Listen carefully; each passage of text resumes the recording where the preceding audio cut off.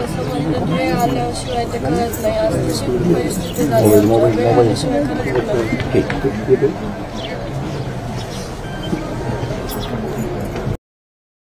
सरपंचाला सुद्धा इथे येऊन का मारतात म्हणून गावकऱ्यांनी त्यांच्यावर हातापायी झाली. त्या दिवशीच त्यांची ओळख झाली आणि मग त्या दिवसापासून आता भेटायला पप्पा लातूरला येत होते आमच्याकडे. मग येत असताना त्यांनी एकदा दोनदा गाडीच्या पाठीमागे म्हणाले आणि ही घटना मग 9 तारखेला त्यांनी ही केली. नाही फॅमिलीला काहीच माहिती नव्हतं. आता म्हणजे हे असं निघतंय की म्हणजे त्यांनी त्या 6 तारखेपासून ते त्यांच्या मागेच होते.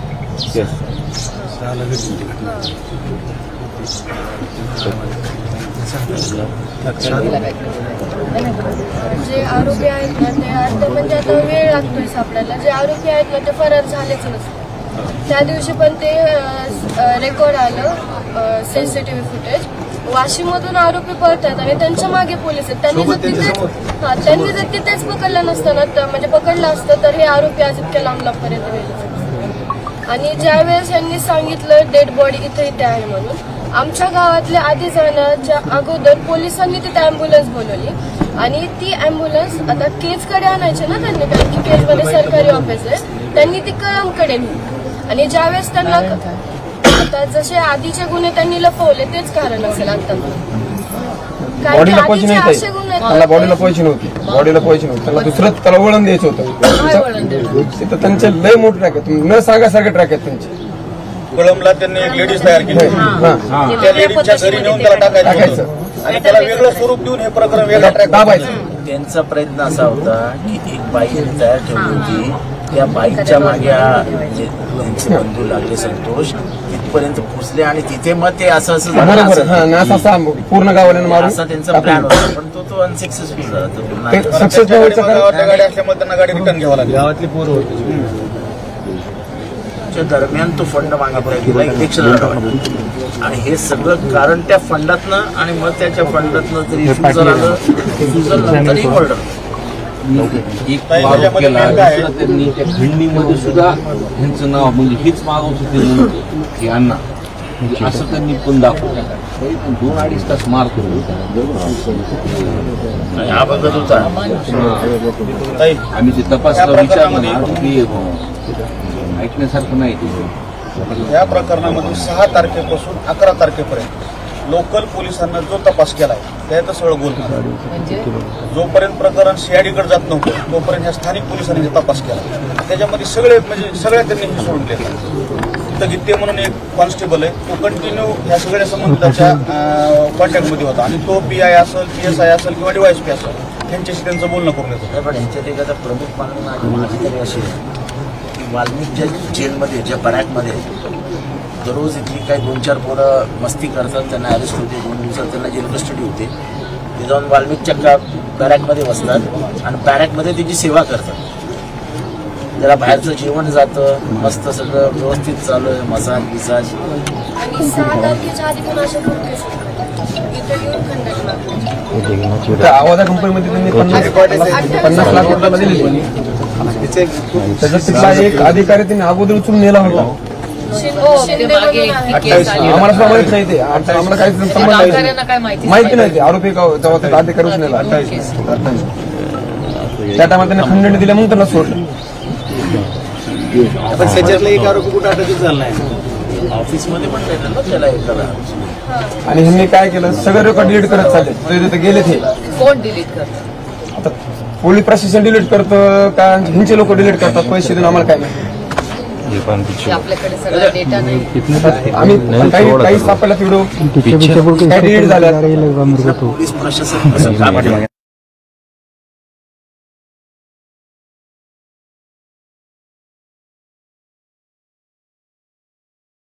कैलास फड त्याचा पोरगा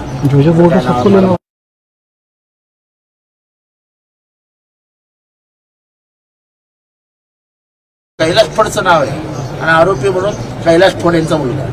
अरे मला नाव नाही माहिती एसपीला. सेम बापू अंधळच्या केसमध्ये वाल्मिक कराड, त्यांनी वाल्मिक कराड नावच नाही दिलं, वाल्मिक अण्णा, त्यामुळे सुटला तो. हे व्यवस्थित नावं पण 12 दिवस या घेतली नव्हती. तुमच्यावर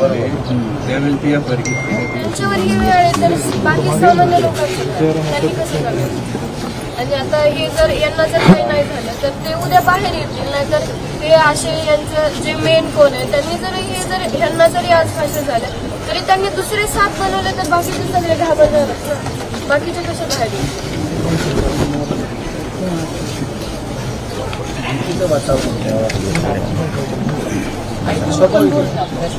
ऐका ताई,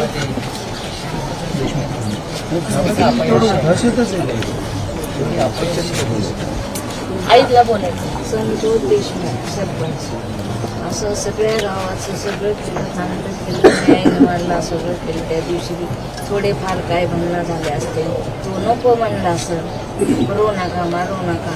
त्या माणसाला हे का आवडलं नाही? आवडलंच नाही ना, म्हणून त्यांना हे केलं. ह्यात सगळे कोण असते तर दोषी, माझ्या लेकराला मारणारे ह्यात सगळे मनीषच असते. कोण असेल फौजदार असतील, कोण जमादार असतील, काय असतील काय असतील, फक्त ह्यांच्यावर पूर्ण दोष का. नंतर माझे लेकरं गेल्यावर ह्यांना दिशा तर दाखवा, काही तर झालं असतं, थोडंफार तर काय हातपाय मोडून तर माझं लेकरू सापडलं असतं. हातपाय तर मोडून आज तुमचा भाऊ तुम्हाला बघायला भेटत होता. त्यांना काहीच पडू दिलं नाही. का बरं? माझं कसं लेकरू आहे, कसे हे आणला मारे कर्यांना काही लेकरं नसतील का, बायका नसत्याल का, ह्यांना कोण नसल, त्यांना आई नसतील का, त्यांना वडील नसतील का, त्यांना का केलं एवढं? त्यांना काय करायचं? त्यांना काहीतरी करायचं.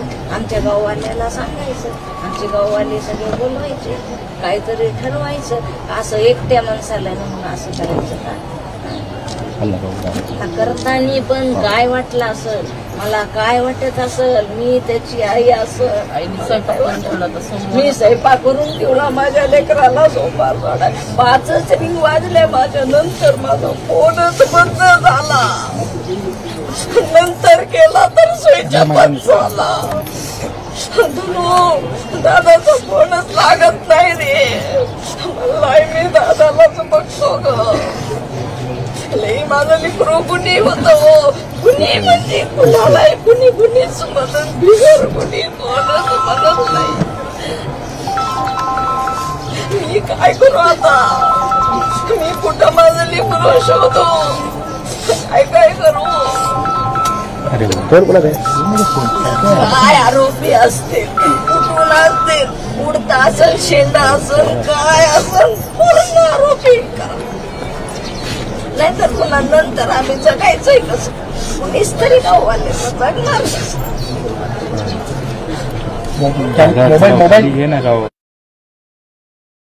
मला न्याय तर पाहिजे, न्यायच मला लवकर पाहिजे. जशाच्या तसे मला ते लोक माझ्या लेकराला केलं तसं बघायलाच भेटले पाहिजे. आणि पूर्ण मला संरक्षण दिलं पाहिजे. आज माझी सून माझा लेकरू माझे गाववाले खूप चांगले आहेत, पण किती वेळ ती त्यांच्या कामाला थोडे वेळ जाते. मी काय करीन? फक्त फोन करीन. माझा फोन असल्यानंतर ती कुठून येतील, कशी येतील? ज्या पोलिसांनी त्याचं घर पाटील सरांचा पसारा उचलू लागला, तो घरी पाण्याचा ग्लास संतोष त्याचं 90 दिवसाच्या इन्व्हेस्टिगेशन व्हायला पाहिजे. तर आपण जर फोन केला तर ते अॅट्रॉसिटी रजिस्टर होईल. ते आपण लक्ष केलं कारण प्रकार त्या महाजनला मुख्यमंत्र्यांची वेळ मात्र येत आहे. हा मग हे आणि अधिवेशनामध्ये नागपूरच्या अधिवेशनामध्ये देवेंद्र फडणवीसनी त्या महाजनला क्लीन चिट दिली होती. नको तिथल्या पोलिसांची डायरेक्टरला शिक्षा झाली पाहिजे.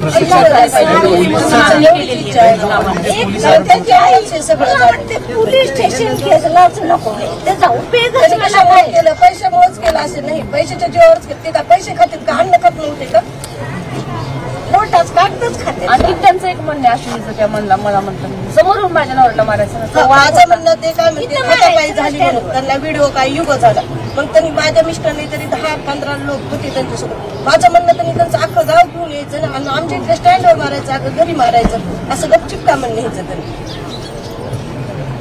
आणि हा भीत नव्हता, त्याची चूकच नव्हती ना कुठलीच. कधी अर्धरात्री बेरात्री कधी पण यायचं नसतं. राजकीय पदावर असताना सगळ्या पक्षावर एवढे चांगले सवय काही नाही. निवडणूक झाली की दुसऱ्या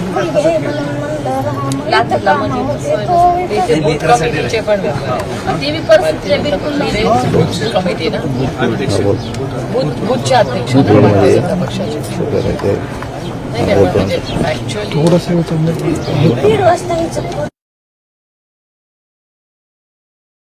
अश्विनीचा मी पण फोन केला नाही. मी फोन म्हणजे तुम्ही घरी वाट बघत आहे 5 वाजता फोन केला. जे म्हटलं कधी येणार, तर 5च रिंग वाजले.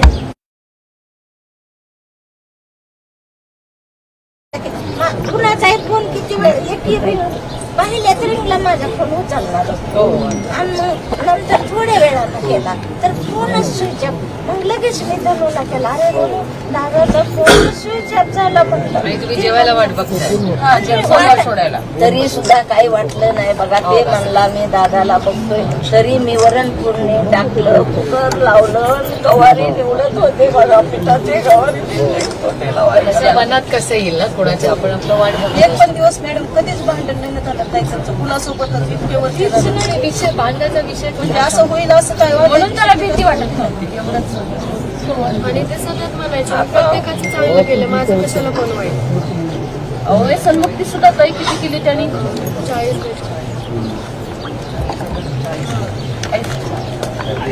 40 पुरस्कार मिळाले ते पोलीस शेवटला गावासाठी उत्कृष्ट सरपंच एकदम नॉन करप्टेड आहे का अजून काय. आणि ते झाडं लावलेले बघा वाटते काय कलर झाडाला दिलेला बघा वाटते का मला बघा.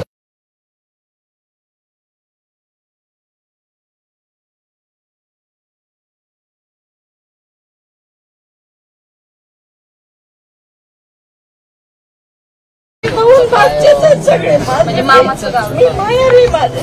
कंपनीवर पहिल्यांदा खंडणी मागण्यासाठी हे 2 आरोपी आले.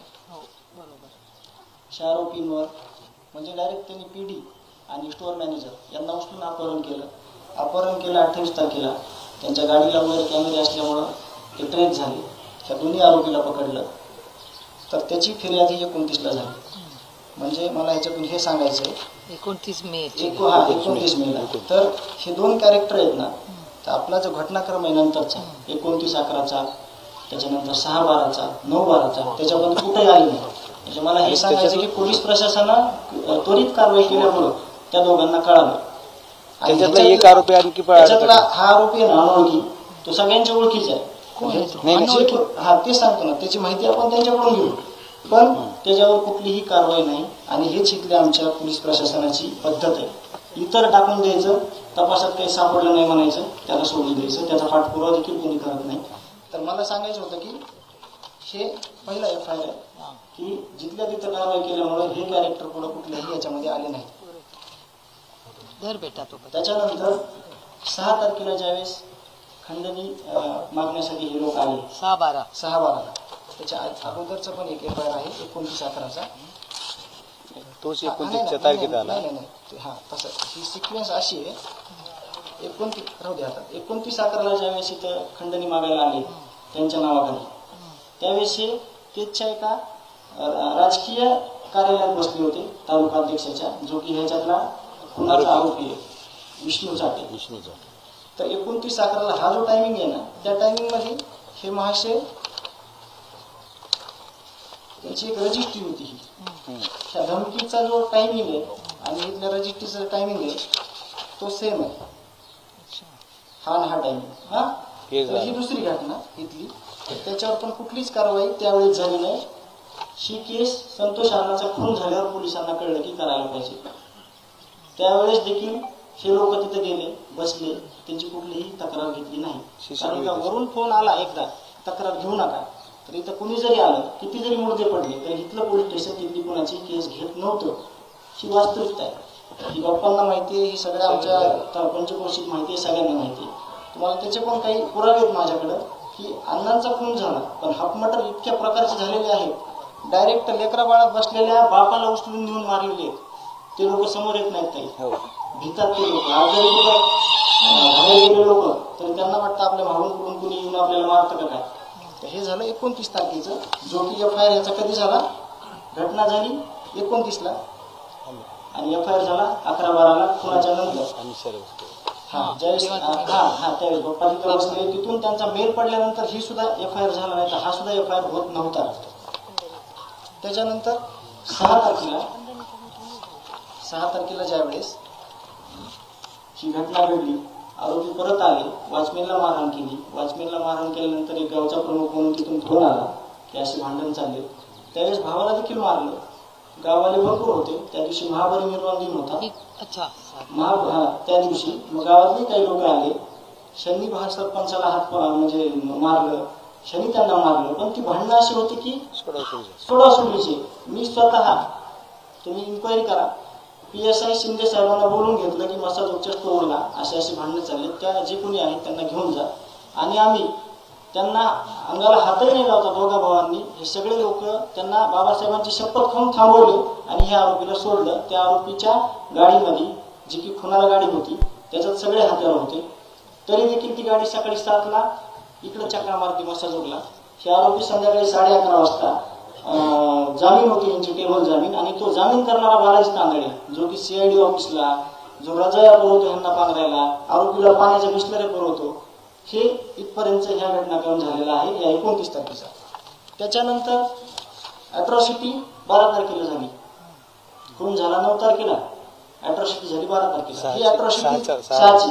ही जर अॅट्रॉसिटी 6च्या 6ला जर झाली असती तर ह्या जे क्रूरकर्मी लोक आहेत हे कमीत कमी 15-20 दिवस मध्ये असते. ह्यांना कळलं असतं प्रशासन काय, शासन काय, कायदा काय, गुन्हा केल्यावर काय होतं.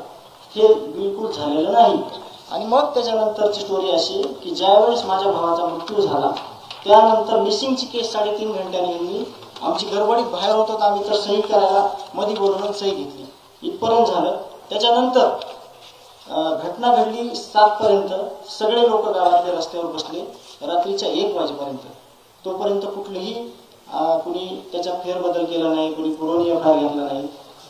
रात्री 1 वाजता शब्द दिला, जे PI बल्लाळ आहेत, ऑडिओ क्लिप त्यांच्या आलेले आहेत, त्यांचे काय संबंध आहेत कोणासोबतचे, तर त्या बल्लाळांनी इथं सांगितलं की 9 वाजेपर्यंत आम्ही आरोपी तुमच्याकडे आणतो, तुम्ही आता उठा. बाया, माणसं, लेकरं, सर्वसामान्य माणसं रस्त्यावर बसलेले होते. मग सकाळी 9 वाजेपर्यंत त्यांनी कुठलीच कारवाई केली नाही. रात्री घटना घडल्यावर 10:30 वाजेपर्यंत आरोपींचे फोन चालू होते. मी स्वतः विष्णू चाटेला 12:30 वाजता फोन केला तरी फोन चालू होता. यांनी कुणालाही ट्रेस न करता कुणालाही पकडलं नाही. हे आरोपी वाशीकडे गेले त्याचं कारण होतं तिथं की PSI घुले नावाचे यांचे नातेवाईक होते ह्या आरोपींचे. त्यांनी सांगितलं की पुढं पोलीसच्या गाड्या आहेत, तुम्ही कोणत्या ठिकाणी गाडी थांबवायची, कुठून पळून जायचं. आणि म्हणले पुढं जंगल आहे. कुठं जंगल आहे? वाशीमध्ये जंगल आहे असं तुम्ही बघा नेटवर्क किंवा सॅटेलाइटवर, तिथं जंगल आहे का बघा. हे म्हणले जंगलात पळाले आणि तिथून निसटून गेले. हे झालं. त्याच्यानंतर मग आदरणीय मनोज दादा इथं जवळपास 4 वाजता आले होते. ते रात्रीचे 11 वाजेपर्यंत होते. त्यांनी पुरवणी FIR करून घेतला. त्याच्यानंतर PM केलं. 1:30 वाजता इथं ज्यावेळेस अंत्यविधी झाला भावाचा त्यावेळेस मनोज दादा इथं होते. जर दादा येऊन बसत नाहीत तर ह्या घटनेची सुरुवात होत नाही आणि तुम्ही देखील कोणी आमच्याकडे येत नाहीत, कारण का तिथंच विषय सगळा संपत होता. गुन्हा नोंद झाला त्या दिवशी. दुसऱ्या दिवशी 11 वाजता गुन्हा नोंद झाला. आपण बसलो त्याच्या ह्या जागेवर आपल्या, म्हणजे इतक्या भयावह म्हणजे हे प्रकरण आहे. मग पुरवणी जबाब केला. त्याच्यानंतर हा गुन्हा झाला. हा असा घटनाक्रम आहे. आता ह्याच्यातून एकच आम्हाला तुम्हाला त्याचा सारांश द्यायचा आहे की सगळी पोलीस यंत्रणा, ते SP साहेब असतील, ते PI साहेब असतील, ते LCBचे लोक असतील, ह्या लोकांनी एवढी अराजकता माजवली. हा खून हा आरोपीने केला नसून हा यंत्रणेने केलेला गुन्हा आहे असं मी त्याचा भाऊ म्हणून ठोकपणे सांगतो आणि त्याचे सगळे पुरावे देतो पोलिसांना. ज्यावेळेस मी DYSP साहेबांना बोलतो कि ये, त्यांना हिंदी बोलतात ते, कि ये इसका कॉल आता था क्या कभी तुमको, कभी कभार आता था क्या. बोले हमको सभी को फोन आता था. 50 ते 60 कॉल आहेत त्या दिवशी. आणि यांचे जर 6 तारखेपासून 18 तारखेपर्यंतचे जे कॉल रेकॉर्ड काढले 1,000 कॉल निघते यांच्यासोबत. घटना घडल्यापासून 15 दिवस तरी या खुनाला कुणीही गांभीर्याने घेतलं नव्हतं ह्या लोकांनी ज्यांनी गुन्हा केला.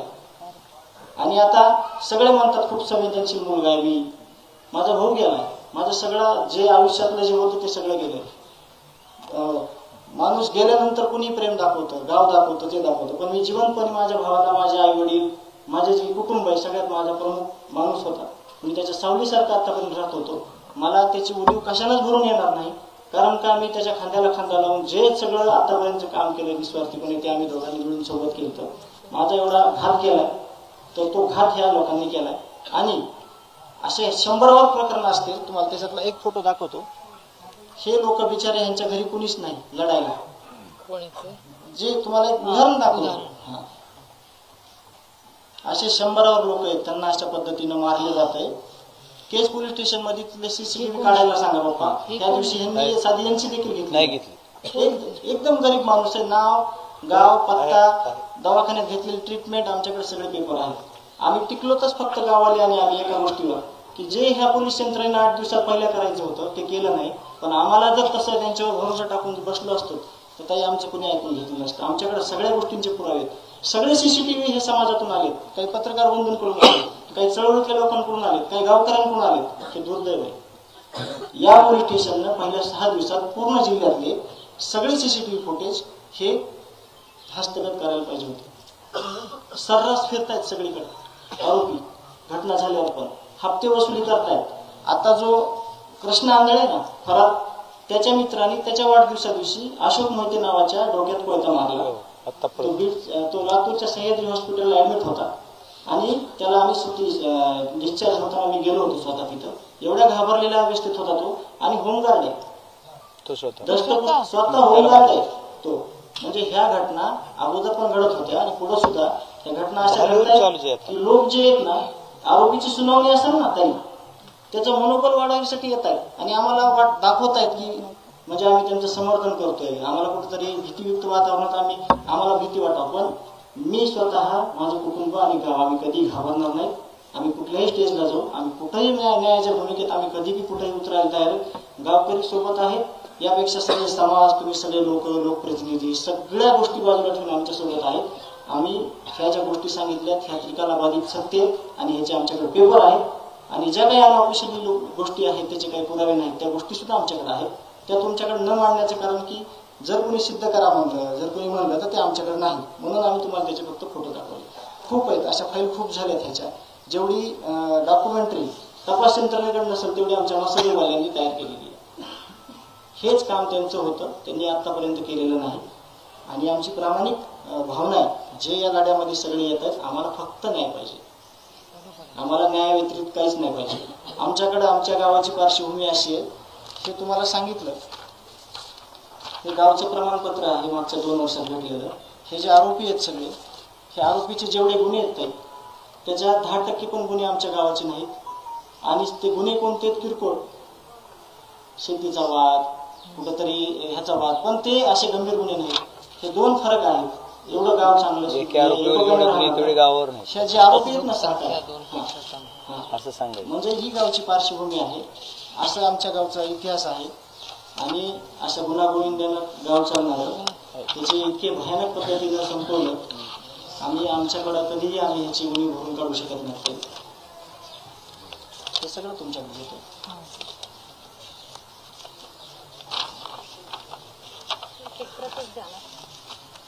कुठंतरी पहिल्यांदा जातीवादाचा मुद्दा आणायचा बघितला तर जे काही सामाजिक क्षेत्रातले लोक आहेत, दीपक काका नागेरगोजे, खूप चांगलं काम आहे. 1000 मुली त्यांच्याकडे अनाथ त्या सांभाळतात. त्या डॉक्टर होत आहेत, इंजिनियर होत आहेत. त्या लोकांचं मनोगत आहे. फक्त गावाविषयी त्यांचं काय मत आहे हे खाली जोडलेलं आहे. आणि आताचं जे ध्वजारोहण आहे 26 जानेवारीचं, जे आरोपी आहेत त्याच गावचे, ते दत्ता दादा बारगाजे, दत्ता भाऊ बारगाजे म्हणून त्यांचा एचआयव्हीग्रस्त मुलांसाठी, विधवा महिलांसाठी एक आश्रम आहे इथं. त्यांचं ते काम करतात. त्यांचे विचार जरी आपण बघितले संतोष अण्णाच्या विषयी तरी सगळं कळतं त्या गावाचा इतिहास काय आहे. त्याच्यामध्ये उत्तर राहिला 9 डिसेंबरला त्या दिवशी घटना घडली. गावातले काही तरुण केस पोलीस स्टेशनला गेले, पण केस पोलीसवाल्यांना दिशाभूल केली. इकडे जीवाचीवाडी म्हणून गाव आहे आणि संतोष अण्णाला चिंचोली शिवारात नेलं. पोलीसवाल्यांना सांगितलं नाही तुम्ही जीवाच्या वाडीकडे शोधा. म्हणजे जाणीवपूर्वक दिशाभूल केली पोलीसवाल्यांना. केस आरोपी झाले पाहिजे.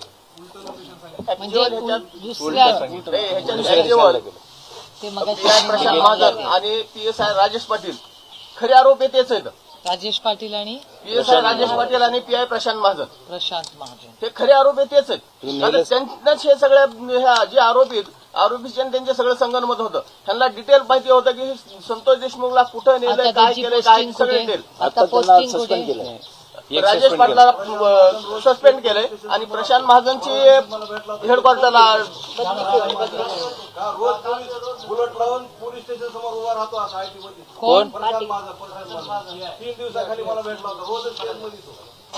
आता पोस्टिंग कुठे? त्यांची हेडक्वार्टरला पोस्टिंग केलेली. पण मग इथे कशी येतात ते? तोच मुद्दा महाजनला दिली केसला परत कोणची काय ती यंत्रणा आम्हाला पोलीस स्टेशन नसलं तर आम्ही आमचे संरक्षण करू.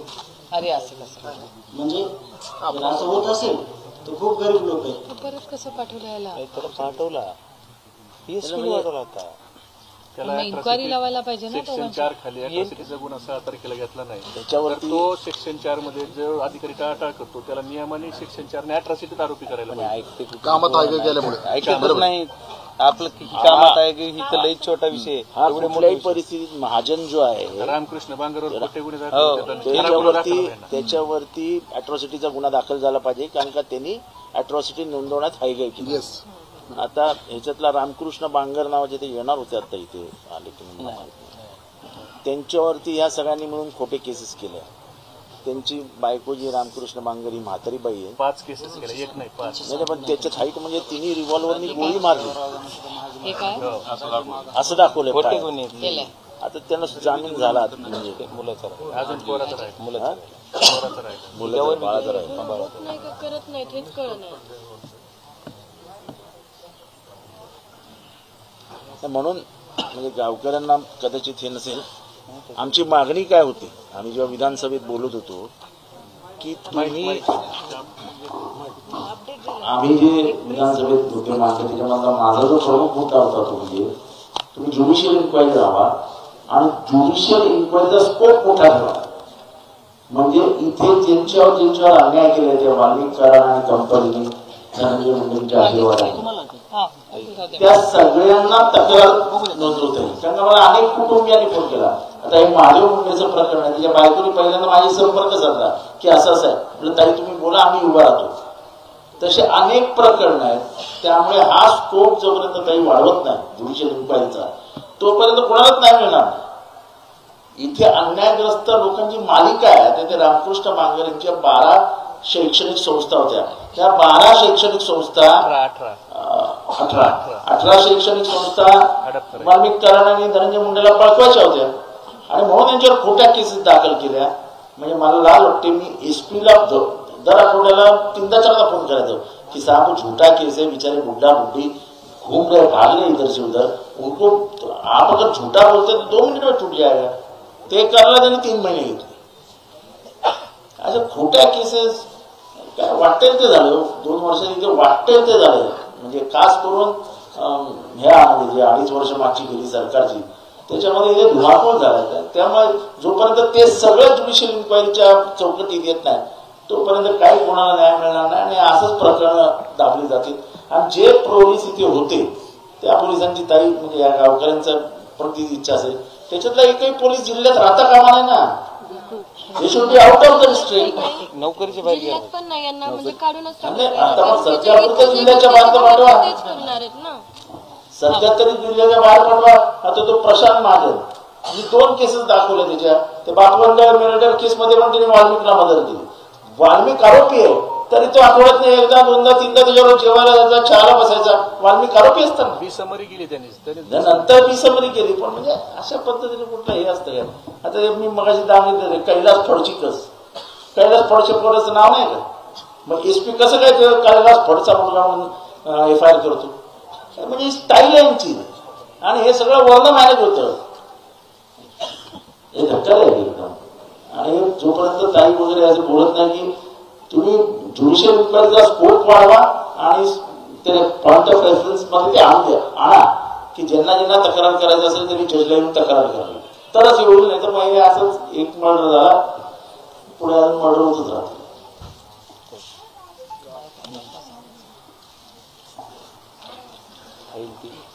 नमस्कार सगळ्या गावकऱ्यांना. रामकृष्ण हरी. खरं तर मी काही इथे भाषण करायला आलेले नाही. मी फक्त या कुटुंबाची भेट घ्यायला आले. ही पण कुणाची तरी लेक आहे, मी पण कुणाची तरी लेक आहे. ती माऊली 40 वर्षाची पण नाही आहे. तिच्या कपाळावर आज कुंकू नाही आहे. त्या आईची अश्रू अनावर आहे. कुठल्याही आईला सगळ्यात जास्त दुःख काय होऊ शकतं हे प्रत्येक आईला समजतं. आपलं मूल जाणं ह्याच्यापेक्षा मोठं काय दुःख असतं. माझ्या मावशीचा असाच एक मुलगा खूप लहान वयात गेला आणि आज त्या गोष्टीला 20-25 वर्ष झाली असतील. माझी मावशी नाही सावरली असून. तिचा तर बिचाराचा ॲक्सिडेंट झाला होता. म्हणजे आज इतकी वर्ष झाली तरी तिच्या प्रत्येक बोलण्यात. त्याच्यामुळे एक आईचं दुःख, एक बहिणीचं दुःख, एक लेक, एक मुलगा. आपण खरंच या कुटुंबाला न्याय कधी देऊ शकू कारण का त्यांचे वडील परत आल्याशिवाय हा न्याय कसा. पण तरी एवढ्या समजूतदार पद्धतीने कुटुंब वागते. त्या पद्धतीने या लेखीला मी बघते आणि मी तुम्हाला खरंच सांगते, अतिशय प्रांजळपणे आपल्याला सांगू इच्छिते की आदरणीय पवारसाहेब येऊन गेले. इथे बरेच सक्सेना, बाप्पा, संदीप हे सगळेच इथे येत होते आणि माझी खरंच इच्छा होती की हा राजकारणाचा विषयच नाही. या भारताचा, या महाराष्ट्राचा एक लेख आपण गमावला आणि त्याच्यामुळे या विषयामध्ये आपण राजकारणी म्हणून कोणीही त्याच्यात पडू नये. पण माणुसकीच्या नात्याने न्याय यायला मिळाला पाहिजे. ज्या भारतरत्न डॉक्टर बाबासाहेब आंबेडकरांनी आपल्याला संविधान दिलं, आपल्याला आपले अधिकार दिले, त्याच्यात एका कुटुंबाला एकूण 70 दिवस झाले न्याय मिळत नाहीये हे धक्कादायक. आणि ज्या काही घटना गेल्या 8-10 दिवसात झाल्या ते इतक्या अस्वस्थ करणाऱ्या होत्या. म्हणून मी ठरवलं की आता काही होऊ दे, बाकी कोणी जबाबदारी घेऊ दे किंवा नाही, पण एक माणुसकीच्या नात्याने हा लढा सुप्रिया सुळे लढणार आहे. हा शब्द मी तुम्हाला इथे देतो आणि याच्यात पक्ष नाही, काही नाही, काही नाही. कारण का इलेक्शन येतात, पक्ष असतात, आमचे मतभेद मनभेद सगळे असू शकतात आणि असलेच पाहिजे ते कसं शक्य लोकशाही. पण ती लोकशाही आहे, ही माणुसकी आहे. आज मला असं वाटायला लागलं की महाराष्ट्रात माणुसकी विसरलंय का आपण, हा प्रश्न माझ्या मनात पडतो. म्हणजे मला विचाराल तर माझी जरी माननीय मुख्यमंत्र्यांची आमचे राजकीय टोकाचे मतभेद आहे, पण माझी त्यांच्याकडून खूप अपेक्षा होती. कारण का देवेंद्रजी या राज्याचे मुख्यमंत्री झाले, एक सुसंस्कृत नेतृत्व आहे. मला खरं तर वाटलं होतं की हे कुटुंब जेव्हा त्यांच्याशी बोललं असेल तेव्हा तुम्हाला 8 दिवसातच न्याय मिळेल अशी माझी अपेक्षा होती, माझी इच्छा होती, अपेक्षा होती की ठीक आहे यार राजनीती तो चलती रहेगी. पण अशा काळामध्ये एक सिग्नल दिला पाहिजे वरून की हे राज्य आता मी चालवतो आणि या राज्यात मी अशी कुठलीही कृती सहन करणार नाही. तो सिग्नल वरून दिला पाहिजे. प्रत्येक पोलिसाला कळलं पाहिजे की आजपासून जो कोणी मधला नेता असेल त्याचा आता खपवून घेतला जाणार नाही. हे राज्य हे छत्रपतींच्याच संस्काराने चालेल, शाहू फुले आंबेडकरांच्याच संस्काराने चालेल. आणि म्हणून मी आज एक महाराष्ट्रातली महिला म्हणून, खासदार म्हणून नाही, मुख्यमंत्र्यांना मी जाणार आहे, मी त्यांना वेळ मागणार आहे आणि माझा पदर पुढे करणार आहे की बाबा आमच्या पदरामध्ये आमच्या या भावासाठी न्याय द्या. आणि हे जे अंधाधुंदी कारभार चालला, तुम्ही आंदोलन वगैरे काय करू नका, तुमचा लढा आम्ही लढू. मग तुम्ही अन्न सोडू नका, खरंच सोडू नका. माझी विनंती काय गावकऱ्यांना, तुम्ही आम्ही सगळे ताकदीने लढू. बाप्पा या देशामध्ये ही गोष्ट कुणामुळे कळली तर बाप्पानी कळली. बाप्पा म्हणला मी उभं राहतो भाषण करतो. म्हणलं काय बोलणार, उभे राहिले आणि म्हणले की जोपर्यंत त्यांना फाशी मिळत नाही मी स्वस्थ बसणार नाही. बीडच्या केसमध्ये फाशी झालीच पाहिजे, परभणीच्या केसमध्ये आम्हाला न्याय मिळाला आणि बसून गेले. म्हणलं अरे अजून काय बोल, ते म्हणलं अजून मला काय बोलायचंच नाही, ते मला फक्त न्याय पाहिजे आणि मला ह्याचं राजकारण करायचं नाही, म्हणून मी फक्त फाशी मागतोय, मला बाकी काही नको. जो कोणी गुन्हेगार आहे त्याला फाशी झालीच पाहिजे. आणि आम्ही त्यानंतर मी फारशा बाहेर कोणाला बोलले नाही कारण का मला बोलायचं नव्हतं बाहेर. पण मला तुम्हाला हे पण स्पष्टपणे सांगायचं की त्याचा आम्ही दोघांनी बाहेर बोललेलं नाही. बाप्पा तुमच्या परवानगीने मी बोलते की एक 8 दिवसापूर्वी बाप्पा आणि मी आम्ही अमितभाई शाहना परत जाऊन भेटून आलो आणि त्यांनी आम्हाला शब्द दिला की ते जातीने लक्ष या विषयात द्यावे. त्यामुळे मी पुन्हा सांगते, मला याच्यात राजकारण करायचं नाही. आम्ही दोघं फोटो टाकू शकलो असतो बाहेर स्टेटमेंट, पण मी केलं नाही. याचं कारण असं की एका गृहमंत्र्याकडे आम्ही दोघं लोकशाही पद्धतीने न्याय मागायला.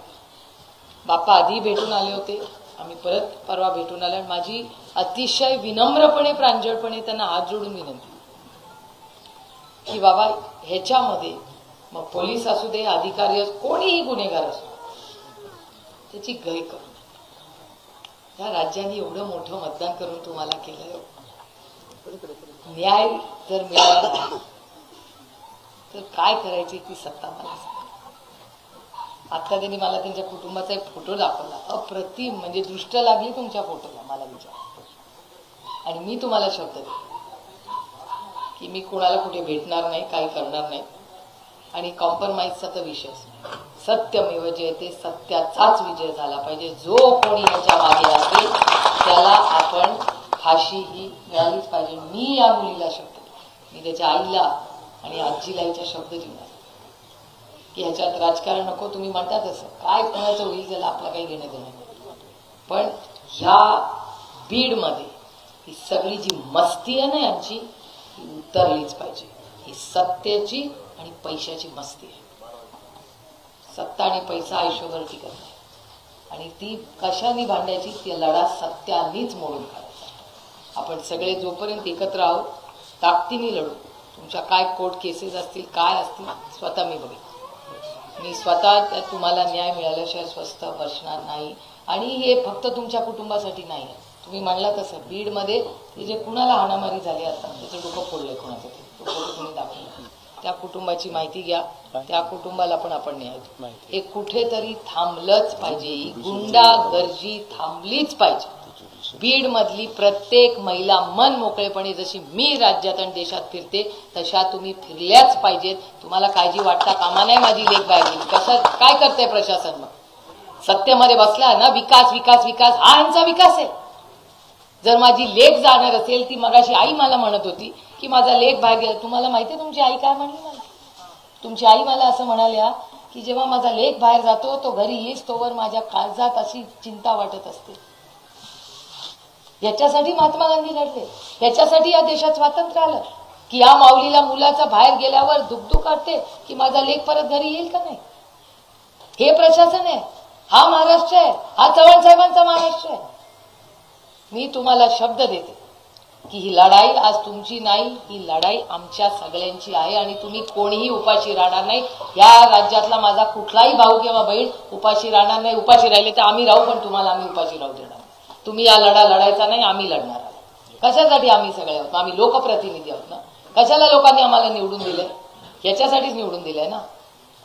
मी तुम्हाला शब्द देते की तुम्हाला रोज आम्ही अपडेट देत जाऊ आणि मी मुख्यमंत्र्यांना आज विनंती करणार आहे की आम्हाला एक दिवस आड अपडेट पाहिजे की तुमचं प्रशासन काय काम करते. लपवण्यासारखं काय नाही ना तुम्हाला.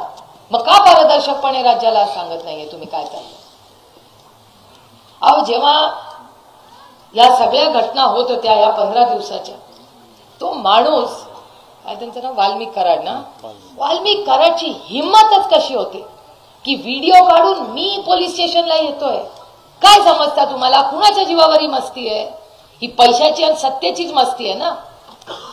लाज वाटली पाहिजे या सगळ्या लोकांना आणि हे सहन महाराष्ट्र करणार नाही. हे करायचंय.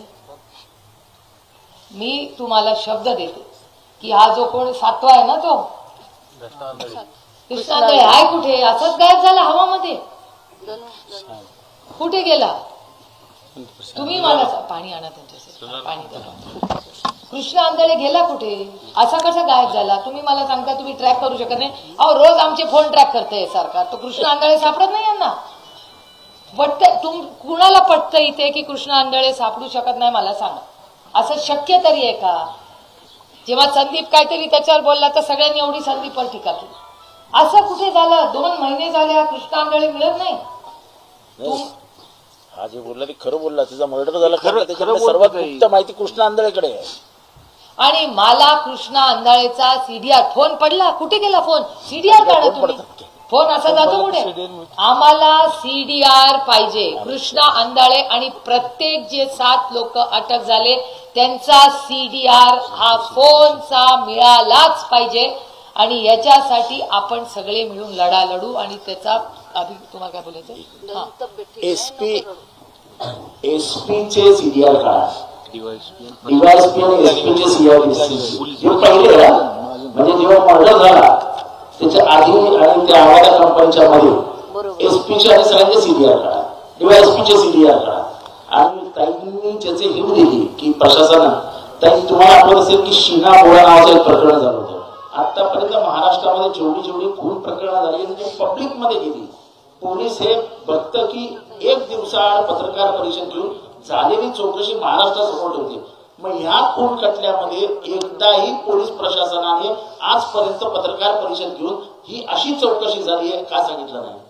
कारण ह्या सगळ्या गोष्टी त्यांना लपवून ठेवायच्या आहेत. आणि म्हणून मी परत तुमच्याकडे मागणी करतो की जी ज्युडिशियल इन्क्वायरी होणार आहे, तुम्ही जे म्हणालात ना की आपण त्याला न्याय देऊ, त्याला तो ज्याला मारला कोयता मारला, तो काय बोलत होता? तो फिल्म बघत होता, व्हिडिओ बघत होता, अटक कशी झाली, कोणाला अटक झाली, तर मागण्यावर त्याला कोयता मारला.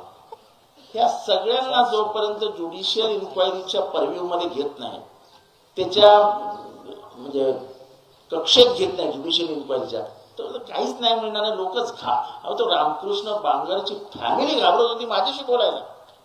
नाही नंतर बोलतो इतकी दहशत निर्माण करून ठेवली आहे. त्याच्यामुळे मला वाटतं ईडीचा केस राहिला, आपण जे मागणी केली आहे की ह्या देशामध्ये खंडणी हा मोठा गुन्हा आहे. मनमोहन सिंग साहेब काँग्रेसचं जेव्हा सरकार होतं ना, तेव्हा त्या काळामध्ये ईडी, आता ईडी तर सगळ्यांनाच माहिती आहे, पोरापोराला ईडी माहिती आहे राज्यात आता. आणि ईडी खंडणी मागणं म्हणजे तो गुन्हा आहे या देशामध्ये, त्याला ईडी लागते. मला प्रश्न विचारतोय, त्या वाल्मिक कराडला तो जर खंडणी मागत होते ना सगळे, मग त्यांना आधी अटक कशी नाही झाली? त्यांना ईडी का नाही लागली? हा प्रश्नाचं उत्तर सरकारला द्यावं लागेल ना. कधी तुम्ही म्हणलं जून महिन्यात पहिला मागितलं ना खंडणी, मे महिन्यात खंडणी मागली. जर मे महिन्यात पहिल्यांदा खंडणी मागली तर त्या काळातच मे महिन्यामध्येच त्यांना लागायला पाहिजे होतं ईडी आणि सीबीआयची. का नाही लागली तेव्हा? तुम्ही मला सांगा, विचार करून सांगा. तो काळ कुठला होता? मे महिन्यात इलेक्शन चालले होते. आता इलेक्शनच्या वेळेत तुम्ही खंडणी मागताय इलेक्शनसाठी. कशासाठी? का खंडणी मागणं गुन्हा आहे? कशासाठी का मागे ना 1 रुपयाची खंडणी मागणं या देशात गुन्हा आहे. आणि मग जून पासून काय या सरकारने काय केलं? यांचंच सरकार होतं ना जून मध्ये महाराष्ट्रात. अवधा नावाची कंपनीने जेव्हा खंडणी केली, तो एफआयआर झाला का नाही? तेव्हा त्यांना काय ईडी आणि सीबीआय तेव्हाच का नाही लागली? कारण का भीतीच नाही वर्दीची राहिलेली या जिल्ह्यामध्ये. हे दुर्दैव आहे. मला महाराष्ट्राच्या पोलिसांचा सार्थ अभिमान आहे. मी जन्मापासून फार जवळून पाहिले. जेव्हा महाराष्ट्राचा पोलीस बघतो ना, तर असं वाटतं चला बाबा, मी तुमच्याबद्दलच बोलतो. मला अभिमान वाटतो जेव्हा तुमच्यासारखे पोलीस बघतात, महिला पोलीस असतात. आम्हाला सार्थ, आमची कॉलर टाईट होते की अरे आपला महाराष्ट्राचा पोलीस आहे, वर्दी घालावी तर महाराष्ट्राच्या पोलिसांनी घालावी. दिल्लीमध्ये जेव्हा त्यांना अवॉर्ड मिळतो तेव्हा आमची टाईट होते कॉलर, एकदम आपल्या महाराष्ट्राच्या अधिकाऱ्याला बक्षीस मिळालं. पण बीडमध्ये काय चाललंय? आणि हे म्हणतात ते खरं की बीडची बदनामी होते. लोक साहजिक आहे हो, मलाही वाईट वाटलं. अतिशय सुसंस्कृत जिल्हा आहे. काय झालंय? या 5 लोक क्रांतिकारी, बरोबर आहे तुमचं अगदी, अंबेजोगाई, या देशामधले सगळे सुशिक्षित लोक आवर्जून येतात. बीडचा सार्थ अभिमान आम्हाला सगळ्यांना आहे. आणि ह्या बीडचं बदनामी करायचं पाप या 5, 10, 25 लोकांनी केलेलं आहे. तुम्ही सगळे सुसंस्कृत आणि चांगलेच आहात. तुम्ही सुसंस्कृत आहात म्हणून ते तुम्हाला दम देतात. आता ही लढाई मी तर म्हणीन तुम्ही महिलांनी हातात घेतली पाहिजे. घ्या एक लाटणं, आणि आला ना असला कोणी आंधळे तर घ्या लाटणं आणि ठोकून काढा, असा मी आग्रह करते. काय लावलंय आमचं? आमच्या घरातले कर्ते पुरुषांवर तुम्ही असे हल्ले करणार? हे नाही चले. महाराष्ट्रात आम्ही हे सहन करणार नाही. आणि माझी पुन्हा खूप विनम्र विनंती आहे तुम्हाला की तुम्ही अन्नत्याग प्लीज करू नका. तुम्ही गाव फार दुःखातून गेलो, तुमचं कुटुंब दुःखातून गेलं. वेळ पडली तर आम्ही सगळे अन्नत्याग करू, पण तुम्ही करू नका अशी माझी विनंती. त्याच्यामुळे मी मनापासून जे झालं त्याच्याबद्दल मनापासून दिलगिरी व्यक्त करते. माझ्याकडे शब्द नाही आहेत खरं तर काय बोलणार तुमच्याकडे. आणि जे काही झालं हे अतिशय दुर्दैवी झालं, पण आम्ही जोपर्यंत तुमच्या कुटुंबाला न्याय मिळत नाही तोपर्यंत आम्ही कोणीही स्वस्थ बसणार नाही. फाशी ज्या दिवशी होईल त्या दिवशी आपली जबाबदारी पण संपणार नाही, कारण काल या लेकरांची जबाबदारी आज आपल्याला. पण तुम्ही एक आदर्श म्हणून उभे राहा, तुमच्या बरोबर आम्ही उभे आहोत. आणि बीडमध्ये आज नंतर कुणावरही हल्ला झाला तर बाप्पाला नाही तर मला फोन करा. माझा फोन 24 तास चालू असतो. आम्हाला फोन करा, आपण काय करायचं ते करू. आणि मी आज मुख्यमंत्र्यांना वेळ ऑलरेडी मागितलेली. मी येणार होते म्हणून मी कालच रिक्वेस्ट टाकली. आज उद्यामध्ये माननीय मुख्यमंत्र्यांनी वेळ दिली तर आज जी काही चर्चा झाली मी त्यांच्या कानावर घाली. बाप्पाही माझ्यावर आज मुंबईला येणार आहेत. आम्ही वाट बघू आज आम्हाला आज उद्यामध्ये जर वेळ दिली. पण न्याय मिळाल्याशिवाय आम्ही स्वस्थ बसणार नाही. आणि आणखीन एक मी सांगते आणि पत्रकारांनी सांगते, आम्हाला ह्याच्यात राजकारण आणायचं नाही. म्हणूनच मी इतके दिवस शांत बसले होते. जेव्हा स्टेटमेंट करायचं मी नेहमी म्हणायचे जे काय व्हावं ते पारदर्शक पद्धतीने व्हावं आणि आपल्याला कुणावर व्यक्तीवर आरोप प्रत्यारोप करत बसायचं नाही. आपल्याला या कुटुंबाला न्याय मिळायचा. मी विचार करते, ही लेख विचार करते, ही लेख वडिलांसाठी वण राज्यात मोर्चे करत फिरते, भाषण करते. मी सांगते तुम्हाला, सरकार जे बसलंय ना या लेखीच्या अश्रूंवर उभं आहे. त्यांचं आहे सरकार, या लेखींच्या अश्रूवर आहे सरकार. मला आश्चर्य वाटतं की या सरकारला झोप कशी येते. या सरकारला काम करताना, भाषण करताना, साजरं करताना या लेकरांचे अश्रू नाही दिसत. झोप कशी येते हो मला सांगा. या प्रश्नाचं उत्तर द्या. मलाच काल इथे येताना अस्वस्थ वाटत होतं की मी कसं यांना माझा चेहरा दाखवू, काय या लेकीला मी सांगू. अहो मी पण गेले खूप गोष्टींमध्ये, पण माझे वडील माझ्यावर आहे, तिचे वडील परत येणार नाहीये. तो लढायला लेकी लढू शकतात. आम्ही सगळ्या लढलो, तुम्ही पण लढला, आमचे भाऊ पण खूप लढले. पण हिला कुठल्या तोंडाने उत्तर देऊ. हिचे तर बाबा परत येणार नाही. आणि मुलगी अभ्यास करते, भाषण करते आणि ते असंवेदनशील सरकार फार एका शब्दाने बोलत न्याय देऊ म्हणते. काय न्याय त्या कुटुंबाला देऊ. आणि माझा प्रश्न आहे पुन्हा माननीय मुख्यमंत्र्यांना की तो 7वा माणूस आहे कुठे. त्या तानाजी सावंताचं पोरग विमान वापस बोलेल. माझा काही नाही, ते तुमचा वैयक्तिक, ते तानाजी सावंतजी जे काय त्यांचं झालं तो तुम्हाला मुलगा सापडतो विमान परत येऊन. पण आमच्या भावाचा खुनी हा तुम्हाला सापडत नाही. इतके निर्दयी आहात तुम्ही. काय गरीब आहे, शोषित आहे, वंचित आहे, पीडित आहे म्हणून त्याला आवाज नाही या देशामध्ये. हे सब नाही चले. आम्ही पूर्ण ताकदीने या कुटुंबाच्या मागे उभं राहू आणि जोपर्यंत यांना न्याय मिळत नाही आणि ह्या दोन्ही मुलांची जबाबदारी जी आदरणीय पवार साहेबांनी घेतलेली आहे, अर्थातच आम्ही ह्यांचं कुटुंब म्हणून या मुलांच्या सगळ्या दुःखत आहेत, पण ते सुख त्याच्यात आम्ही आयुष्यभर राहू हा शब्द मी तुम्हाला सगळ्यांना देते. आणि आज गावकरी आपण मोठ्या संख्येने आलात आणि तो विश्वास माझ्यावर दाखवला. मी नेहमी सगळ्यांना सांगते की एखाद्याने जेव्हा आपल्यावर विश्वास टाकताना त्याचं एक मोठं दडपण असतं आणि एक मोठी जबाबदारी असते. आणि तुमची बहीण म्हणून मी आज जबाबदारी घेणार आहे.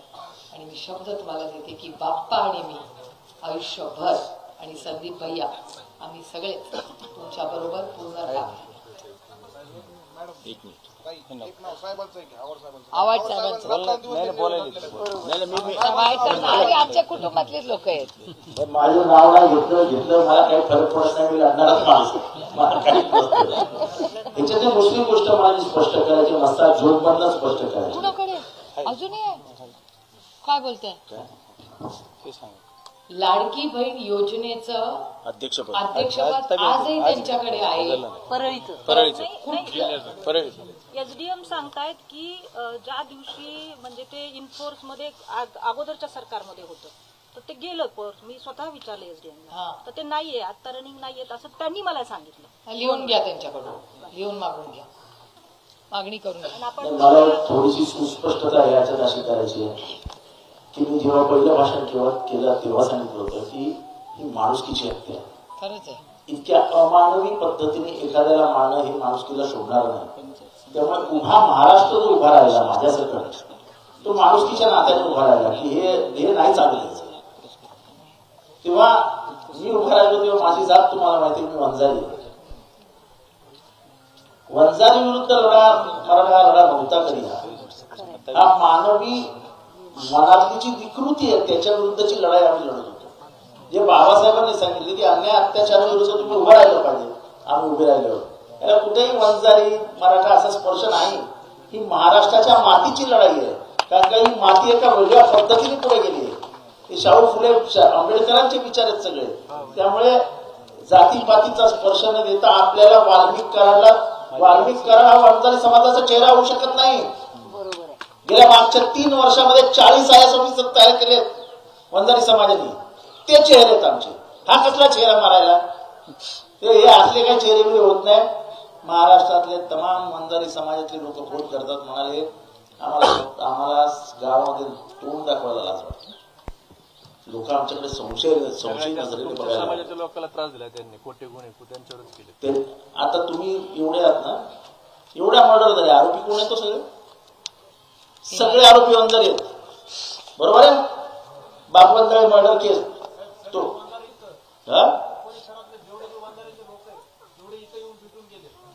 नाही, तेच तुम्हाला म्हणतो. तर त्याला माझी स्पष्टता ही आहे की ही माणुसकीची हत्या झाली आहे आणि त्याच्या विरुद्ध आपल्याला लढायचं आहे आणि ताकदीने सर्व समाजाने एकत्र येऊन लढायचं. ही आमची भूमिका आहे आणि त्या भूमिकेपासून आम्ही कुठेही बाजूला जाणार नाही. माझी एवढीच सगळ्यांना विनंती आहे की हे सगळे जे गुंड आहेत ना, त्यांना माफी नाही. कुठलाही गुंड आज बीडमध्ये जो फिरत असेल त्याला माफी नाही. आणि जो नेता या गुंडांच्या मागे उभा राहील त्याचा पर्दाफाश केल्याशिवाय मी स्वतः बसणार नाही. ये नहीं चलेगा. ये गंदी राजनीति आज के बाद महाराष्ट्र में नहीं चलेगी. कोणी असू दे तुम्हाला, कोणीही, हे नाही चलेगा. कारण का ह्या सगळ्या वाल्मिक कराड टाईप लोकांच्या मागे कोणीतरी शक्ती आहे. त्या शक्तीशिवाय हे होणार नाही. धनंजय मुंडे शक्ती कोणी का असे ना, कोणी त्याची इन्क्वायरी झाली पाहिजे. त्याची इन्क्वायरी झाली पाहिजे, पोलिसांचीही झाली पाहिजे आणि राजकीय नेत्यांची पण झाली पाहिजे. उतरलं पाहिजे, राजीनामा झाला पाहिजे त्यांचा. हे जे पोलीस जे प्रेशर खाली आहेत ना, घरगड्यासारखे जे वागतात ना, ते मंत्रिपदाचा वरच असते त्यांना. संदीपला राजीनामा झाला पाहिजे. आमची एकच मागणी आहे, सुरुवातीपासून पहिल्या दिवशीपासून गावात जेव्हा मी आपल्याशी चर्चा केली, वाल्मिक कराड काही एवढा मोठा नाहीये, त्याला संरक्षण फक्त या मंत्रिपदाचं भेटते. अशाच मंत्रिपदाचं जे धनंजय मुंडे साहेब जे मंत्री आहेत ना, त्याचं संरक्षण भेटतंय. हे सगळे सरेंडर झाले, एका गाडीमधून येते. प्लीज, मला भयंकर राग येतोय ऐकल्यावर. पोलीस स्टेशनमध्ये गेल्यानंतर हातात सगळे दोरे गंडे होते. साहेब, आवड साहेब, आपण सुद्धा लय ताकदीने मांडले सभागृहात माझ्यासोबत यांनी. आणि त्यांना जोपर्यंत त्यांचा राजीनामा देत नाही ना, हे सगळं हे बघा, त्यांची फाईल बघा, काय काय त्यांनी जमा केले. एकदा त्यांचा राजीनामा झाला ना, हे सगळेच फासावर चढतील बघा. तुम्हाला सांगतो, एवढीच आमची मागणी सगळ्यांची. बाकीच्या आरोपीला ते त्यांचं तोंड झाकलं, हातकाड्या लावल्या आणि ह्यांना का सोडलं? त्याच्यामुळे त्यांचा राजीनामा झाला पाहिजे, ही प्रमुख मागणी पाहिजे तरी आपली. ह्याच्यात राजकारण हे काही नाही. आणि प्रकाश दादा म्हणले ना, भाड्याने दिलं. गावकऱ्यांची दुसरी एक मागणी आहे की कुमावत नावाचे एक अधिकारी होते ज्यांनी सगळ्यांच्या चाव्या टाईट केल्या होत्या. तर त्या कुमावतला आणण्यासाठी गेले 1.5 महिना मागणी होते. आले होते ते 1.5 वर्षापूर्वी. तुमची बदली झाली, परत एकदा त्यांना आणलं पाहिजे. आणि दुसरी एक गोष्ट, एक चौकशी झाली पाहिजे, कदाचित कोणाच्या लक्षात येणार नाही. हिने व्हिडिओ काढला की मी पोलीस स्टेशनला जातोय. खरं तर पोलिसांचं काम होतं नाकेबंदी करायची आणि त्याला त्या गाडीत पकडायचा, गाडीत उतरून आपल्या गाडीत घ्यायचा आणि घेऊन जायचा. पोलिसांनी इतका त्याला वेळ दिला की त्याची डायरेक्ट गाडी आली सीआयडीच्या गेट समोर आणि गेट मधून तो असा चालत चालत उतरत तसं काय बाप आला पोलिसांचा असा गेला. त्यावेळी भाषणात सांगितलं होतं की मुंबई क्राईमचा फोन दाऊदला गेला ना, तर दाऊदला थरथर व्हायचं. एवढी दहशत होती पोलिसांची. ह्या सरकारच्या वागण्यामुळे खरी लाच जर कोणाची केली असेल तर पोलिसांची. सरकारचं काय नाही केलं आणि त्याच्यामुळे त्या प्रकरणाचीही चौकशी झाली पाहिजे की त्याला हे असा मार्ग मोकळा कोणी करून दिला. त्याला जी गाडीतनं आणला त्या गाडीचा चालक कोण होता, त्या गाडीच्या चालकाची चौकशी झाली पाहिजे. तो आधी कोणाच्या यात्रेत कोणाबरोबर होता तुला त्या विषयी ती काढायला नको. पण एकंदरीतच टाईमला नाही आवडत. पण मी स्पष्ट सांगतो की राजकीय वरदहस्तामुळे इथल्या सगळ्या गुन्हेगारांना अभय मिळालं आणि आज ते जे माजले ते फक्त आणि फक्त राजकीय वरदहस्ता. सरेंडर होण्याच्या आदल्या दिवशी मांजर सुंबेवर ही आरोपी व्हिडिओ काढायची हिंमत कशी होते? काय उपकार केला काय आपल्याला? सरेंडर केलं परळीतच होते ते. माझं म्हणणं आहे सरेंडर केलं काय उपकार केले का आपल्यावर? त्यांनी त्याला पकडून हात फरफडत आणायला पाहिजे होतं. हे काय लावलंय आपल्यावर? उपकार केलं काय? काहीतरी सांगतात, व्हिडिओ करतात.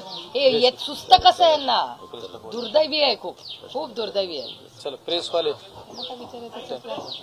हा तुम्ही विचारा. आपल्याला निघायला लागेल ना पुढे येऊ का ते? तुम्ही आम्हाला दिलासा दिला होता की तुम्ही पूर्णपणे खंबीर आमच्या पाठीमागे आहात. पण परत मी गावकऱ्यांतर्फे आपल्याला विनंती करतो, आम्ही 25 तारखेपर्यंत नाही ऐका ना, ऐका बाप्पा, आम्ही 69 दिवस सभा बघितली.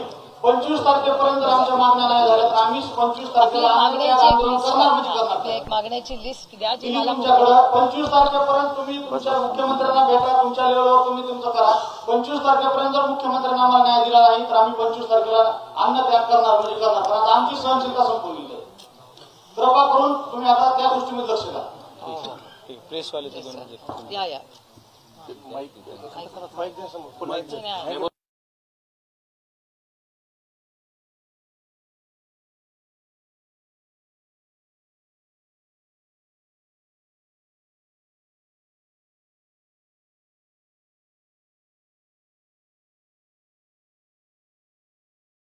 मुख्यमंत्र्यांना रिक्वेस्ट टाकलेली आहे की मला आज उद्यामध्ये त्यांच्या सोयीने, ते व्यस्त असतात, राज्याचे मुख्यमंत्री आहेत, त्यांनी वेळ द्यावी अशी विनंती मी केलेली आहे. एक. आणि दुसरं, ही जी मागणी आहे की फाशी ही झालीच पाहिजे. आणि मला अस्वस्थ करणारी गोष्ट अशी की आजही या सगळ्यांना भीती वाटते. हो, तुम्ही विचार करा ना, आज एवढे अस्वस्थ काय, भीती काय आहे लोकांच्या मनामध्ये? म्हणजे आजही एवढी पोलीस यंत्रणा, एवढी मोठी इन्क्वायरी चालू असताना आजही बीडमधल्या लोकांना जर भीती वाटत असेल तर ह्याचा विचार झाला पाहिजे. आणि ही गुंडागर्दी आहे ना, ही थांबली पाहिजे. इथे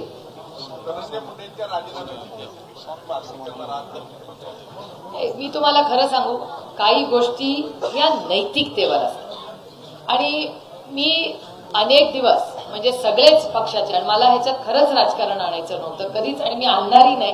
विषय अतिशय संवेदनशील आणि त्याच्यामुळे माझी अपेक्षा होती की, तुम्हाला आठवत असेल आमचं सरकार होतं, म्हणजे तुमच्या परवानगीने थोडासा विषय बोलते प्लीज, की आमचंही सरकार होतं तेव्हा देशमुख साहेबांचं फक्त कानावर काही गोष्टी आल्या तेव्हा अटक झाली, राजीनामा झाला. त्याच्यानंतर ते आपले नाही आता आपलं नाही नवाबभाई संजय राऊत झाले नाही का, ते मुलीची काय केस झाली संजय राठोड, ती मुलीचा आरोप झाला तर आठवत असेल तुम्हाला. तर त्या संजय राठोडांच्या वेळीच पण राजीनामा उद्धवजींनी घेतला होता त्यांचा. तो केस चालूच होती, पण नैतिकतेवर तेव्हा उद्धव ठाकरेजींनी निर्णय घेतला की संजय राठोडांवर आरोप होत आहेत, त्यांनी बाजूला झालं पाहिजे. आणि ते योग्यच निर्णय होता. तर आमची एवढीच मागणी आहे की नैतिकतेवर त्यांनी राजीनामा द्यावा. आणि हे मागणी रास्त आहे, मला वाटतं त्याच्यात काही जोपर्यंत इन्क्वायरी पूर्ण होत नाही थोडा वेळ बाजूला जा. इन्क्वायरीतून तुम्हाला जर क्लीन चिट मिळालं तर प्रश्नच येत नाही. पण नैतिकतेवर, आणि सुरेश दासांचं एक स्टेटमेंट आहे तुमच्याच चॅनलवर मी पाहिलंय की नैतिकतेची आणि यांची कधी भेटच झाली नाही असं सुरेश दास म्हटलं. आणि यांच्या चॅनलवर माझ्या मनाचं नाही, मी यांच्या चॅनलवर पाहिलेलं बोलते. सुरेश दत्तांनी धनंजय मुंडेंची भेट घेतली, त्यानंतर चर्चा झाली, त्याच्याकडे कसं बघतो? मला खूप वेदना झाल्या. मला खरंच सांगते, एक तर सुरेश दसानी मी अनेक वर्ष एकत्र काम केलंय, पण मला खूप वेदना झाल्या. तुमचे ये उमेद नाही, मला खूप वाईट वाटलं. कारण मला असं वाटलं की हा जो केस लढा आहे, परभणीचा असू दे, बीडचा असू दे, हा लढा वैयक्तिक नाहीये. हो, हा राजकीय नाहीये. हा या कुटुंबाला न्याय देण्यासाठी आहे. हा एक सामाजिक प्रश्न आहे. तो मोडून, म्हणजे जर आज कोणीही खंडणी मागत असेल तर कुठल्याही पक्षाचा माणूस असेल त्याला अटक झालीच पाहिजे. खंडणी वाईट गोष्ट आहे, म्हणजे खून तर फार पुढची गोष्ट आहे, पण खंडणी मागणंच गुन्हा आहे. तर खंडणी मागण्यासाठी या लेकराचं आयुष्य उद्ध्वस्त झालंय, हा कुठला न्याय मला सांगा. मग अशा वेळी काय झालं पाहिजे, याच्यात आम्ही राजकारण आणलं पाहिजे. ही माणुसकीचा विषय आणि माणुसकी राहिलीच नाही या सरकारमध्ये असं दुर्दैवाने म्हणावं लागतं. त्यामुळे माझ्या खरं तर सुरेश धसांकडून खूप अपेक्षा होत्या. मला फार दुःख झालं, वेदना झाल्या ते बातमी ऐकून, कारण का मला वाटलं होतं की ते लॉजिकल एंडला नेतील ही गोष्ट.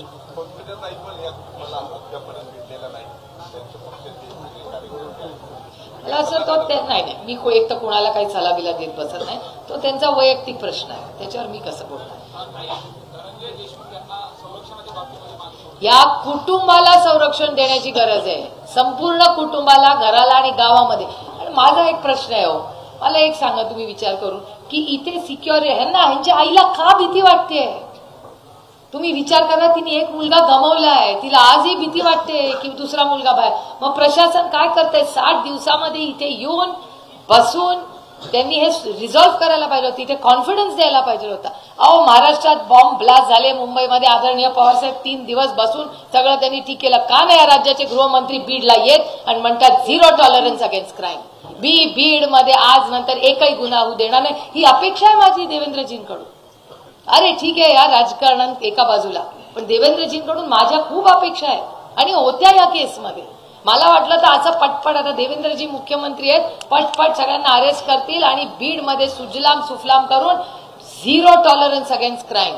आज नंतर या राज्यात कोणीही हप्ता मागणार नाही, हे माझ्या त्यांच्याकडून अपेक्षा होती. नाही, दुर्दैव आहे, अस्वस्थ करणार आहे. एवढा मोठा मॅन्डेट या राज्याने त्यांना दिलं का नाही हा वेगळा प्रश्न आहे, पण आता तरी दिलाय ना. त्याच्यामुळे ह्या कुटुंबाला न्याय जर सरकार देणार नसेल तर आम्ही तो लढा लढू माणुसकीच्या नात्याने. राजकारण नाही, राजकारण पूर्ण बाजूला या केस. वाल्मिक कराडला 2 बॉडीगार्ड आहेत, त्यांना बॉडीगार्ड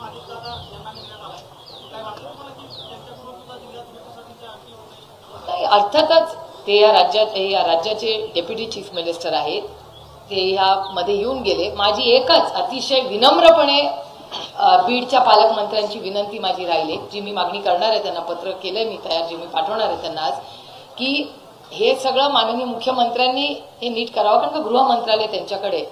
पण बीडच्या पालकमंत्र्यांची माझी अतिशय विनम्र विनंती आहे की इन्क्वायरी तुम्ही 1 वर्षाची लावली आहे, जे आरोप सुरेश धसांनी केले ते 1 वर्षाचे, वो नाही चलेगा.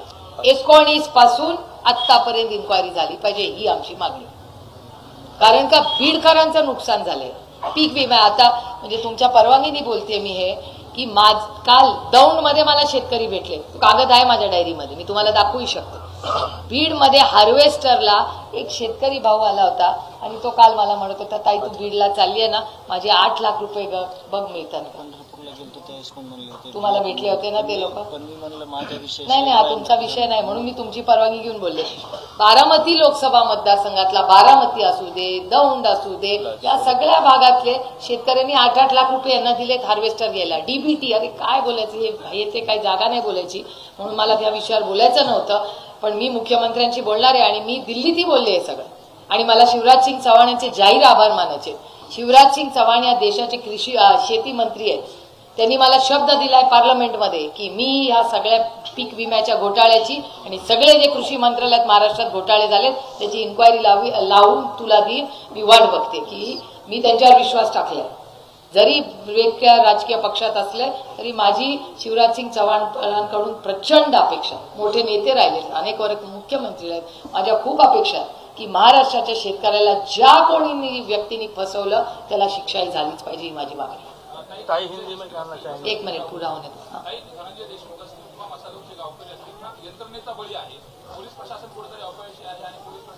पोलीस आणि सरकारी यंत्रणा दोन्ही एकाला सोडून चालणार नाही. या पोलिसांना ताकद कोणी दिली. आणि माझा प्रश्न आहे, मला सीडीआर पाहिजे सगळ्यांचे. का नाही सीडीआर? तुम्ही लपवण्यासारखं काय? सीडीआर सगळ्यांचे काढतात, त्यांचा काढा, काय प्रॉब्लेम आहे? ते कोण जे आंधळे आहेत ना, कृष्ण आंधळे, त्यांचा फोन सापडत नाही, सीडीआर आहे ना, काढा ना, सांगा ना मला. विष्णू चाटेचे सगळ्यांचे सीडीआर काढा, सांगा ना आम्हाला पार, आणि बसू दे ना. एकदा जर राज्याच्या मुख्यमंत्र्यांनी सांगितलं ना की 0 टॉलरन्स सीडीआर, सगळ्यांना आत टाका, शिक्षा होईल. या राज्यात कुणाची हिंमत होणार नाही कुणाला खंडणी मागण्याची.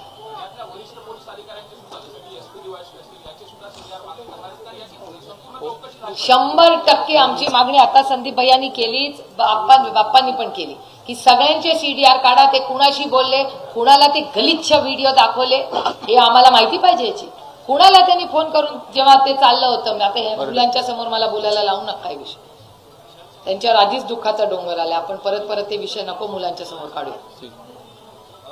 सीडीआर आम्हाला फोन मध्ये कोणी कुणाला फोन केले, यांना ताकद कोणी दिली, पोलिसांच्या मागे कोण होतं, एवढी ताकद आलीच कुठे? अहो, वाल्मिक कराची हिंमत कशी होते? एक व्हिडिओ काढून सांगायचा की मी आता पोलीस स्टेशनला येतोय का, मी आता पायगड्या घालू का? काय त्याला तू खून केलाय तिकडे, या मुलांचं आयुष्य उद्ध्वस्त केलंयस. लाज नाही वाटत यांना की ते म्हणतात आम्ही पोलीस स्टेशनला सरेंडर करायला येतोय? पोलिसांनी धरून आणायला पाहिजे होतं त्यांना. काय करत होती पोलीस यंत्रणा तेव्हा? एवढी मस्ती यांना येते कुठून? ही मस्ती कोणीतरी मागे उभं राहिलं म्हणून एवढं सुचतं ना त्यांना. आणि कोणते व्हिडिओवर पण मी पाहिलं, कोणतरी मुलगा, त्याचं नाव तो बरोबर अखंड, हे कुठलं आहे? जेलमध्ये पण यांची सगळी सोय चालली आहे.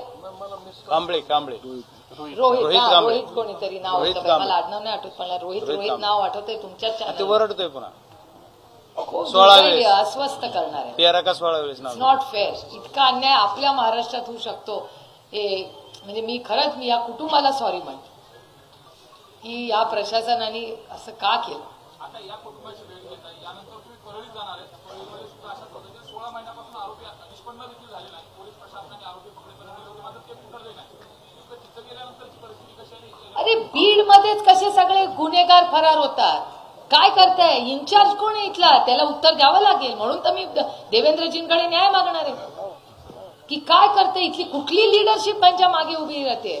पोलीस फार चांगले असतात. मी फार वर्ष अनुभव केलाय. आमच्या जिल्ह्यात आम्ही बघा पोलिसांना कधी त्रास देत नाही आणि ते बिचारे चांगले ते काम करत असतात आपापल्या पद्धतीने.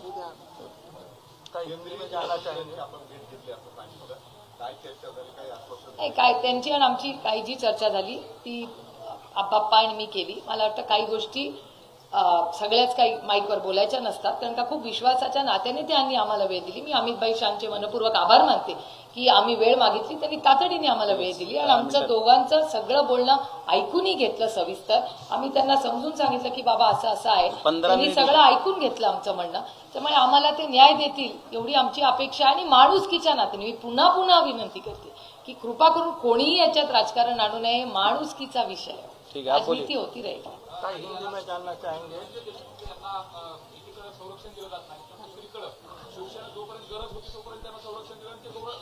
नाही आता ते विषय नाही, आज हाच विषय तो नंतर मी साइडला जाऊन हिंदी में जानना चाहेंगे. जी, आज आप थोड़ी बार को मिलने को आए और बाद में आप मुख्यमंत्री को भी मिलेंगे, तो मुख्यमंत्री के पास क्या आवेदन? नहीं, हमारी मांग यही रहेगी कि जिन्होंने ये खून और ये गंदी हरकत की उनको फांसी होनी ही चाहिए और जल्द होनी चाहिए. हम 5 साल और 10 साल नहीं रुकने वाले. हमको फास्ट ट्रैक कोर्ट चाहिए और इसी साल हमको इन फैमिली को न्याय मिलना चाहिए. और जिस तरह अंधाधुंधी यहाँ हो रही है, कौन है इसके पीछे, उनको भी, उन सबको, और जो पुलिस यंत्रणा को ताकत कौन दे रहा है, उसके पीछे कौन करवा रहा है. हमारे महाराष्ट्र की पुलिस बहुत अच्छे है. पुलिस ये नहीं गंदा काम करे, उसके पीछे कोई है जो इनको करवा रहा है ये सब. मंत्री धनंजय मुंडे का राजीनामा का बार बार मांग नहीं होता है, लेकिन अभी तक राजीनामा नहीं. हमारी तो कहती है कि नैतिकता इस पे ही होनी चाहिए.